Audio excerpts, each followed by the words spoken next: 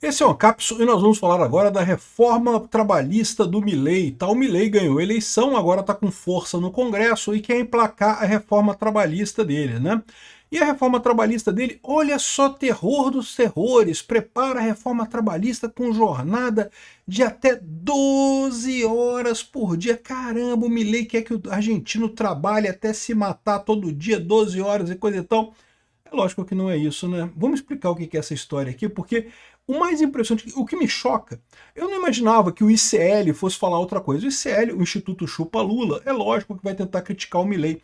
Esse pessoal está apavorado, né? Eles não querem liberalismo no Brasil, não querem um anarcocapitalista governando o Brasil, então eles vão criticar o Milei sempre, né? O ICL não tinha dúvida nenhuma. A Carta Capital, que é um folhetim comunista, ninguém tinha dúvida nenhuma. Mas caramba, até a Band e o Globo falando isso, sendo que não, que o Milei quer reforma que prevê jornada trabalhista de até 12 horas diárias, vai todo mundo, e chicote, e não sei o que, aí o faraó vai mandar construir as pirâmides. Vamos ler o que é essa reforma de verdade? Porque é lógico que não é isso. Essa notícia foi sugerida por tradicionalista libertário Sou Bonitão e várias outras pessoas. Obrigado aí ao pessoal que sugeriu notícias lá no nosso site, no visãolibertaria.com. E obrigado a você que está assistindo o nosso vídeo. Se você gosta do nosso conteúdo, por favor, deixe o seu like, se inscreva aqui no canal, né?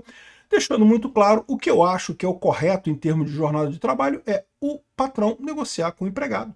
O empregado negocia com o patrão. O que for melhor para os dois, chega a ser essa jornada. Esse negócio de ter um limite para a jornada de trabalho é uma idiotice completa. Limite legal, limite estatal. É uma besteira completa. Por quê? Porque, de repente, o empregado aceita trabalhar mais em troca de alguma coisa. Sabe o que acontece hoje em dia?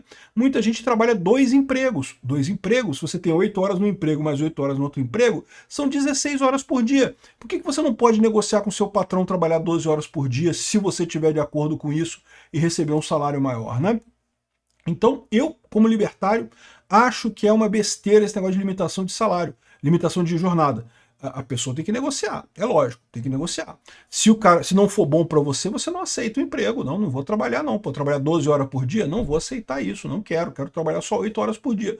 Agora, se a pessoa tiver interesse em trabalhar mais do que isso, por que não? Qual que é o problema? Trabalhar não mata ninguém não, tá? E de novo, se você pode pedir demissão a qualquer momento, se você não está gostando do emprego, se tem horas demais para trabalhar, você pede demissão. Acho um absurdo esse negócio. O legislador é a pessoa querendo tomar a decisão na pele do trabalhador. Né? É um absurdo completo, né? Enfim, mas então, aqui, o que está dizendo o pessoal do ICL aqui, ó, depois da vitória eleitoral, o Milei prepara a reforma trabalhista com jornada de 12 horas. Essa reforma trabalhista do Milei, na verdade, já foi apresentada no DNU. Lembra, quando o Milei tomou posse, ele fez 2 decretos. Primeiro ele fez um decreto com um monte de mudanças que ele queria fazer na legislação, que ele podia fazer de acordo com a Constituição americana por decreto, inclusive a reforma trabalhista, mas daí a justiça argentina suspendeu essa parte da reforma dele. Essa parte do decreto do DNU do Milei foi suspensa pela justiça argentina, né? E uma outra parte das leis tinha que ser aprovada pelo Congresso, o Congresso aprovou algumas coisas, outras coisas o Congresso aprovou, né? Teve uma negociação ali, né? Então, essa reforma eleitoral, essa reforma trabalhista, já estava prevista desde o início, desde quando o Milei tomou posse, né? Aí ele fala aqui, ó, proposta acaba com direitos trabalhistas e permite que a empresa pague salário em benefícios e parcele multas, indenizações e jornada de 12 horas. Acabou com os benefícios todos do trabalhador. Ou seja, querendo vender a ideia de que o liberal Milei piorou a situação do trabalhador, sendo que, de novo, é o que eu falo para vocês, nenhum contrato que já existe hoje vai ser alterado. Os contratos de trabalho já existentes continuam os mesmos. O que o Milei está propondo? Ele até explica aqui mais adiante, tá? Mas o que eles estão propondo é isso aqui, ó, tá aqui no clarinho, aqui, ó. Reforma laboral, o que é o banco de horas? É isso, é banco de horas. Sabe o mais engraçado dessa história?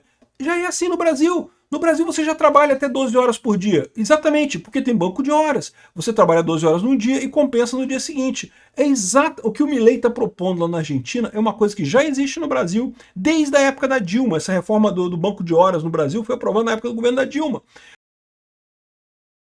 O pessoal falando, tá vendo?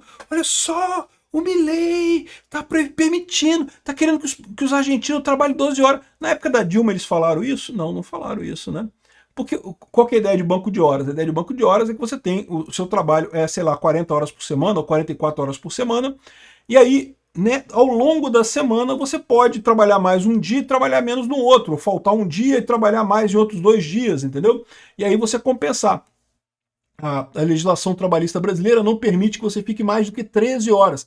Na verdade, aqui estão errados, tá? Não é 12 horas que o Milei está propondo, não. Ele está propondo 13 horas. Então você poderia trabalhar até 13 horas na Argentina no esquema de banco de horas. Você trabalha um dia muito mais e trabalha no seguinte muito menos. E pronto, né? Ou seja, compensa dentro da semana. Na semana você só vai trabalhar 40 horas, igual você já trabalha hoje. Mas você pode trabalhar um dia mais, um dia menos. Cara, isso é ótimo, até para o empregado, cara, porque muitas vezes o empregado quer fazer alguma coisa, quer ter um dia de folga para ir no banco resolver alguma coisa, ou fazer alguma outra coisa no horário de expediente, coisa e tal, trabalha mais num dia e trabalha menos nos outros. Não tem nada de errado nessa história. O pessoal está tentando vender uma ideia como se fosse uma crueldade do Milei. Não, porque o Milei vai proibir o trabalhador, vai ter que trabalhar agora todo mundo 12 horas por dia, não sei o que lá. Não, não é isso, né? Inclusive eles falam aqui, ó, se você vir aqui, ó, aqui embaixo, lá no final da matéria, eles explicam uma coisa aqui, ó. Jornada de trabalho e banco de horas aqui. A jornada máxima poderá chegar a 12 horas por dia. Não, tá errado. Se você vir aqui no Clarim, eu imagino que o Clarim saiba mais sobre a reforma do que aqui do Brasil. Não sei, pode ser que o Clarim esteja errado e o ICL esteja certo, mas aqui no Clarim eles falam exatamente, eles contam o caso aqui dos gregos, né, que os gregos também aprovaram um banco de horas, aqui ó, e aí fala que chega a 13 horas, aqui atualmente de 8 a 13 horas é o horário, né, o limite de jornada lá, né? Então, aí ele explica aqui, ó, o banco de horas, ou seja, substituindo o limite atual de 8 horas. Como é no Brasil? O Brasil já é assim, cara. O Brasil já tem um limite de 12 horas por dia de trabalho. Você compensa uma hora na outra, né? As horas extras seriam compensadas dentro do mês, sem pagamento adicional por meio do sistema de banco de horas. É exatamente como é no Brasil, é o banco de horas. É só isso, não tem nada demais nessa reforma do Milei. Eu, de novo, se dependesse de mim, meu amigo, eu acabava com esse negócio de limite de jornada completamente. Quer trabalhar 20 horas por dia? Bom, trabalho, se quiser. Se for de comum acordo entre o trabalhador e o patrão, qual o problema? Eu acho que, como patrão, eu não aceitaria alguém que trabalhe 20 horas por dia, porque a pessoa trabalhar 20 horas por dia, ela vai acabar fazendo serviço de merda, não vai conseguir descansar o suficiente. Mas a verdade é a seguinte, se for um acordo, se tiver algum motivo para isso, não vejo problema nenhum. A pessoa vai lá, e se ela não aceitar, ah, mas é uma crueldade com o empregado. Tá, beleza, o cara pede demissão e vai trabalhar em outro lugar. Qual o problema? O que mudou no final das contas? O que foi tão cruel com o cara assim, né? Veja, é que esse pessoal da esquerda, eles parece que tem uma visão da época do feudalismo, né? Porque no feudalismo era assim, quando você trabalhava quando você era um empregado do senhor feudal, né? Quando você era um camponês, um plebeu de um senhor feudal, você não podia sair daquela terra. Aquela terra, você nasceu ali, você era obrigado a trabalhar ali para o senhor feudal, né? Isso é servidão, é um absurdo, né? É quase uma escravidão no final das contas, né? Você não era escravo no sentido que você podia ser vendido como propriedade, coisa e tal, mas você não podia mudar. Então é basicamente a mesma coisa, né? Então eles colocam esse negócio como se você não pudesse sair do emprego. Você pode sair do emprego, né? A qualquer momento que você quiser, é só pedir demissão. Ah, mas é difícil porque a pessoa precisa do dinheiro e coisa e tal. Mas tem outros empregos, a pessoa sai e vai para outros empregos. O pessoal parece que não percebe isso. Por que lá nos Estados Unidos é tão fácil você arrumar emprego? Por que tanta gente vai do Brasil para os Estados Unidos para arrumar emprego lá? Justamente porque lá é fácil de demitir. Lá, meu amigo, dependendo do emprego, dependendo do acordo que você tem, você manda embora na hora. Você fala, não precisa vir amanhã não, mais não, tá, amanhã acabou, tchau. Amanhã não precisa voltar mais não, que já está demitido, tá? E ninguém se importa. Sabe por que ninguém se importa? Porque é muito fácil de arrumar outro emprego. Então você sai de um lugar e vai para outro. E essa é a ideia, né? Quando você proíbe as empresas de demitirem alguém, na verdade você está proibindo elas de contratarem também. Você está dificultando a contratação de pessoas quando você dificulta a demissão das pessoas. Então o ideal é isso. Deixa a economia livre, que as pessoas, as empresas e funcionários chegam num acordo que é sempre muito mais vantajoso do que aquele que parece na cabeça do socialista que faz a lei, né? Aqui, ó, férias. Férias poderão ser fracionadas em períodos mínimos de uma semana. Então, de novo, ele está dizendo aqui que teve redução aqui, ó, proposta acaba com direitos trabalhistas. Que direito trabalhista que acabou? O fato de fazer banco de horas não acabou com direito trabalhista nenhum, né? Fracionar as férias, pô, cara, sinceramente, eu acho ótimo fracionar férias. Eu, sinceramente, na época que eu trabalhava, eu nunca trabalhei de carteira assinada propriamente dito, tá? Mas já trabalhei num esquema que eu era PJ, mas era quase igual carteira assinada. Eu tinha todos os direitos da carteira assinada, mas era PJ. E eu nunca tirei férias de 30 dias, porque não vale a pena, cara. 30 dias é muito tempo. Para ficar em casa coçando o saco, enche o saco. Eu tirava férias de uma semana, coisa e tal. Isso é muito melhor, muito mais fácil de fazer as coisas, né? E o que está falando aqui, você pode fracionar férias. Fracionar férias não é acabar com as férias, é fracionar. O trabalhador, em conjunto com o patrão, decide quanto é que faz as férias, né? Aí tem aqui parcelamento de indenizações, que as empresas pequenas podem pagar indenizações trabalhistas em até 12 parcelas mensais, o que parece bastante razoável. Aqui no Brasil, embora não exista esse tipo de regra na Justiça do Trabalho, isso já é comum, até porque se não parcelar, não vai ter pagamento. Muitas vezes as pessoas têm essa ideia que o patrão é rico, o empregado é pobre, e a maior parte dos patrões não é rico não, a maior parte dos patrões está no mesmo nível dos empregados, e olha lá, tá suando a camisa ali também, trabalha muito mais, ganha, às vezes nem ganha tanto quanto o empregado no lugar que trabalha, né? Certamente ganha menos que o governo. O governo é o sócio que mais ganha dinheiro do que tem empresa no Brasil. Eu, quando era empresário, caraca, eu trabalhava pra caramba, eu tirava menos que o governo da minha empresa. O que eu pagava de imposto era muito mais do que eu tirava.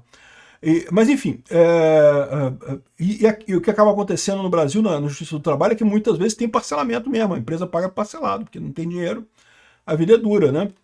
Flexibilização de acordos coletivos, né? A reforma prevê que acordos coletivos por empresa e produtividade tenham prevalência sobre acordos gerais por categoria, o que é mais ou menos o que tinha a reforma do Temer aqui no Brasil também. Infelizmente, essa parte aqui, o STF derrubou aqui no Brasil, é uma pena, mas não é nada absurdo isso aqui. É negociação com o sindicato, né? E pagamentos com benefício. O processo estabelece a opção de pagar parte do salário em benefícios não monetários, como vale cestas básicas, modelo conhecido como ticket canastra. O que, ok, se você não gosta, é só você procurar um outro empregador. Não tem nada de errado com esse tipo de modelo, né?